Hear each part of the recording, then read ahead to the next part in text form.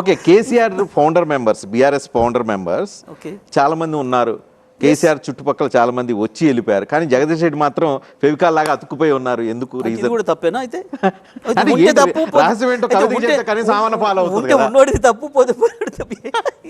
ఇదే లాజిక్ ఏంటి ఆశ్చర్యంగా reason ఉంది. నేను రాజకీయ నాయకుని కాదు. ఫస్ట్ నేను తెలంగాణ ఉద్యమం కొరకు కేసీఆర్తో కలిసినోడిని. నేనేదో ఎంపీ కావాలి, ఎమ్మెల్యే కావాలి, ఏదో ఈ పిచ్చి కోరికలు ఉన్నోడిని కాదు. నేను జస్ట్ తెలంగాణ రాష్ట్ర సాధన జరగాలి, నా పని నేను చేసుకోవాలనుకున్నా.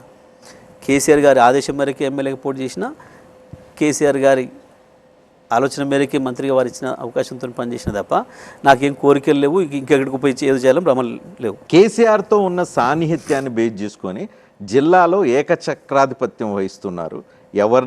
ఎవరు రావాలన్నా పోవాలన్నా టికెట్ ఇవ్వాలన్నా ఇవ్వకూడదన్నా అక్కడ ప్రోగ్రాం పెట్టాలన్నా వద్దన్నా అంతా మీదేనంట కదా. ఒకవేళ రజనీకాంత్ కూడా వచ్చి నాకు సగం ఈ జిల్లా అంటే ఎవరు వచ్చి అడిగి నాకు నేను పని చేస్తా అంటే నేను ఎవరిని వద్దలేదే. ఇంకోటి చెప్పనా, ఇవన్నీ మీకు ఇక్కడ మీడియా సర్కిల్స్లో ఉండేమంటారు. మీరు జిల్లాకు పోతే ఇంకో తిరిగి ఏముంటుంది జిల్లాలో వెళ్తే? జిల్లాకు పోతే జయేష్ అన్న ఇంతమంది లీడర్ని తయారు చేసిండు, జిల్లాలో ఉద్యమాన్ని నిర్మించిండు అని చెప్పి మాట్లాడతారు.